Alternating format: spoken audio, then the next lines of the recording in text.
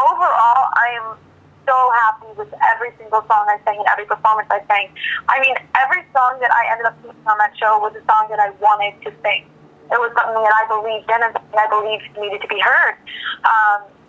So, I mean, I'm ecstatic that I pushed out of the whole indie box that everyone was trying to put me in. I'm an indie alternative artist. And I feel like I stayed that way throughout the entire thing. I wasn't just covering songs. I was completely infusing myself into every song that I did. So, yeah, I'm honestly looking back at it, I am so happy with every performance I gave. I'm not just a voice. I'm an artist. And I think that's what I completely brought to the table. I brought my artistry with me. Performing with Billy Gilman and all of those people, I love them all. I love them all. They're all extremely talented. But when it comes to stacking up against them, I'm completely confident and comfortable in the music that I put out and the messages that I put out and what I was doing. It was so much more than just singing big and singing big songs. I could sing a big song if I want. I could do that. But for me, it was about standing for something and really introducing to the world who I am. So for me, this revolution that I speak of is something that this is something I'm so passionate about, so you have to bear with me.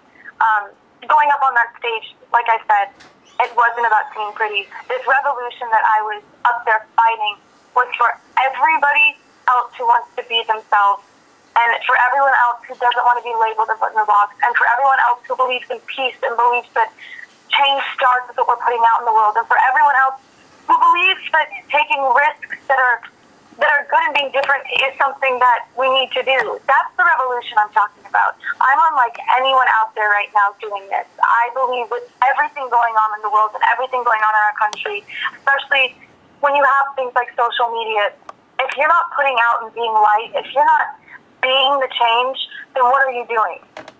So if I can do that, then that's all I want. And I got to do that with every song that I sang. I got to do that week after week after week. And the following I've built up and the response I've gotten is unbelievable. I've gotten more of a social media following than anyone else on the show.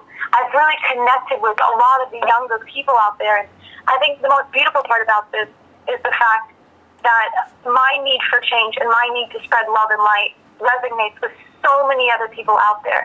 And this is so much bigger than just the voice, and this is so much bigger than just song choice and music. This is about coming together as a collective. To be honest, my best friend on the show is Erin, so that was real fun last night.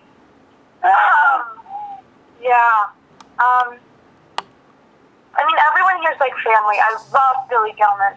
I love me some Billy Gilman. He is the most charming person you'll ever meet in your life. Allie's the funniest person you'll ever meet in your life. Her impersonations of everyone are hilarious. I love everybody here. Like, I have the utmost respect. What? Oh my gosh, yeah, our Cowboys. I love our Cowboys. Josh and Austin and Sundance. They're great. It's like, I love everybody. I love them all with all my heart. And I know that I will see them all and continue to talk to them all for many years to come. They can't get rid of me that easy. But yeah, I'd say my best friend here was Erin. We both just were in shock. He felt so... It was just like a lose-win-lose situation. Like, either way, like, you couldn't really fully be happy. And I talked to him and stuff last night with him and talked to him this morning, and it's like, although, like, he's happy to be here, like, that's not what he wanted at all. And for me, it's like, I'm happy that his music still gets to be heard, because I love his music, but at the same time, like, I still really want to be here. So yeah, it was not a fun situation to be in. It wasn't even something that crossed my mind. In the moment, I was just worried about giving my best performance of my last chance song, and I had no clue what was going to happen. I feel like it could have gone either way. I know that the East Coast is the people, like, they're the ones who get to vote first. So at the end of the day, I knew it was up to them, and it was all completely subjective.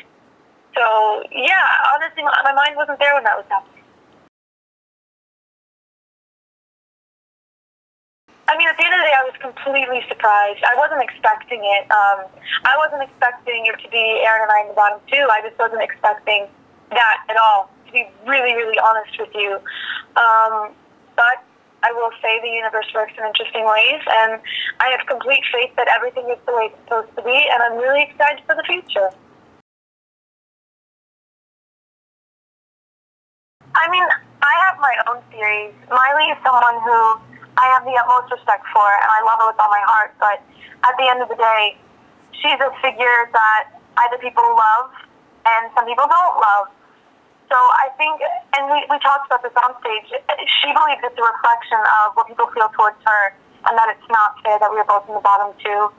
And I can agree with that. I think people they completely projected their feelings of her towards me, which is something that I kind of expected going into it. And I have no regrets with any of the songs I sang. I think at the end of the day, I think that's what it really boils down to. And when it comes to like the whole social media following, I think that has to go with the demographic that was voting for the instant states as well. Definitely something that's been for a while. I can tell everyone to keep expecting music with a lot of messages very much in line with what you guys have been hearing, but with more of a Darby twist on it. So everyone keep your ears open. I feel like my voice experience really allowed me to explore the music that I've always wanted to sing and perform, and I really got to get out of the whole indie box. So for me, I've always called myself an old soul. That's the music I love. So I really think I'll be taking a lot of those kinds of sounds and putting them in my music. That's something I've started to do, and it's something that I think you can expect to hear from me.